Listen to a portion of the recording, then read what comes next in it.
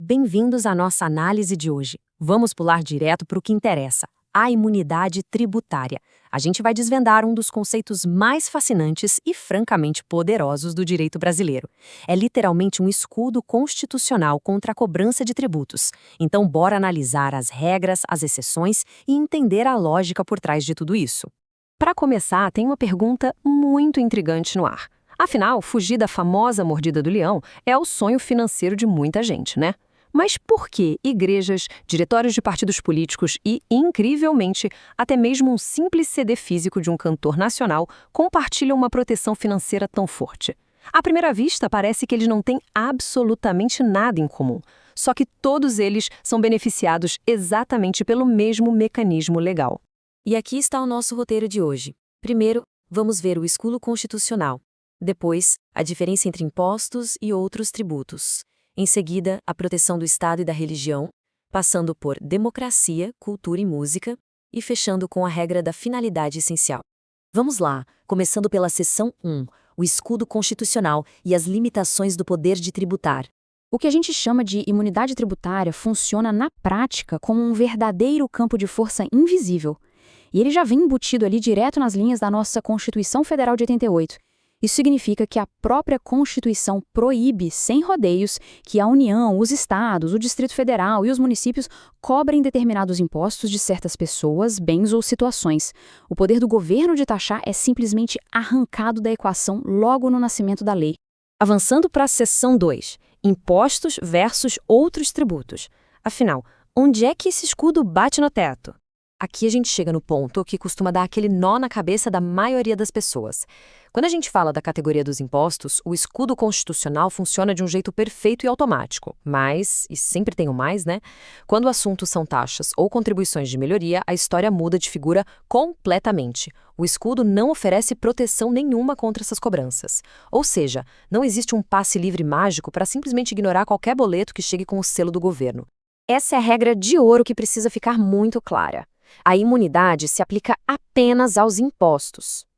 É super importante fixar isso para não cair em armadilhas de interpretação. Por exemplo, uma instituição imune pode, totalmente dentro da lei, não pagar o IPTU.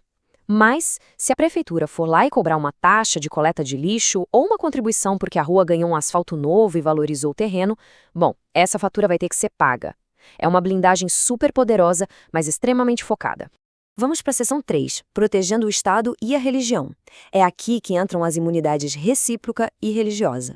Olha só como a sacada de quem fez as leis foi genial. A chamada imunidade recíproca garante que os entes federativos nunca fiquem cobrando impostos uns dos outros.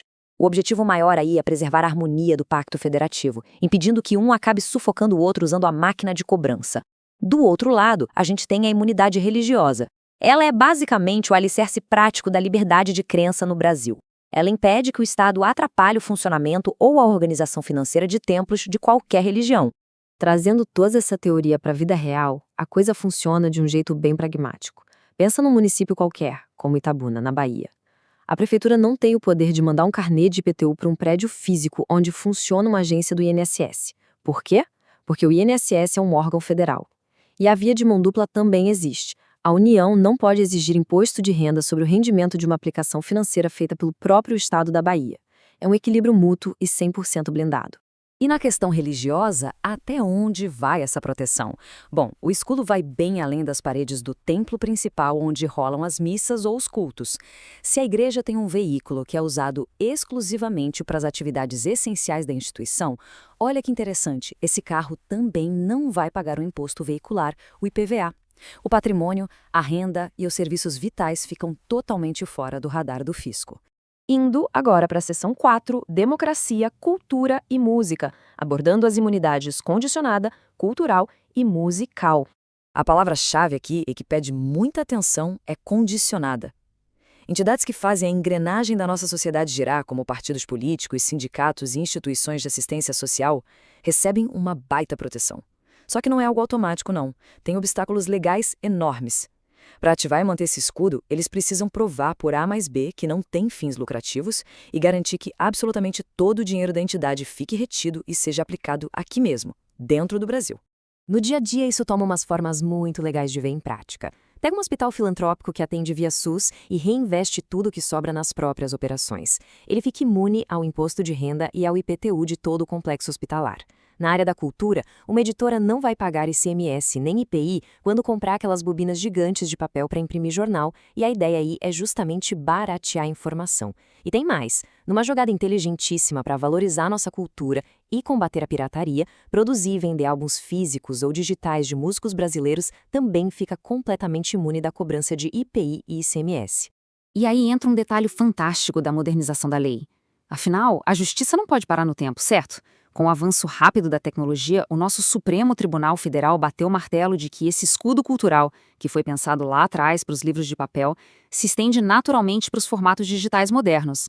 Então, sim, e-books e até os aparelhos de leitura como os e-readers estão totalmente cobertos. O grande foco constitucional é incentivar a educação, não importa se você está lendo no papel ou arrastando o dedo numa tela. Chegando na reta final, seção 5, a regra da finalidade essencial. O verdadeiro calcanhar de Aquiles dessa proteção. Imagina esse cenário que é super comum e, vamos ser sinceros, bem complexo.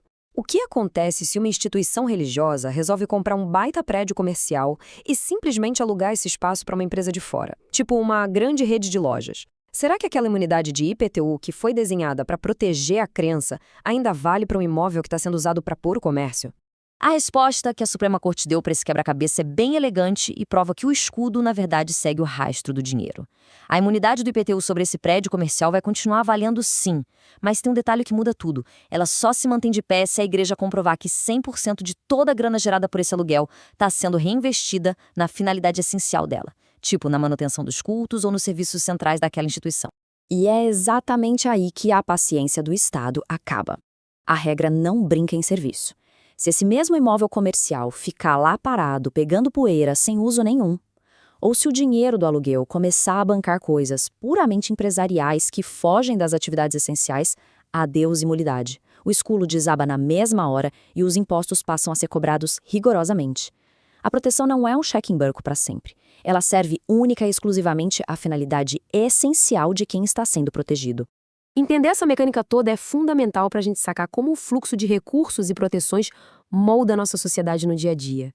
E para fechar nossa análise de hoje, eu quero deixar uma provocação no ar. Com a economia global se digitalizando numa velocidade absurda e gerando novos serviços o tempo todo, será que as fronteiras desse importante escudo constitucional estão conseguindo se adaptar rápido bastante? Será que estamos protegendo as instituições que importam sem criar privilégios e brechas no sistema? É com certeza um cenário super dinâmico e fascinante para a gente continuar acompanhando.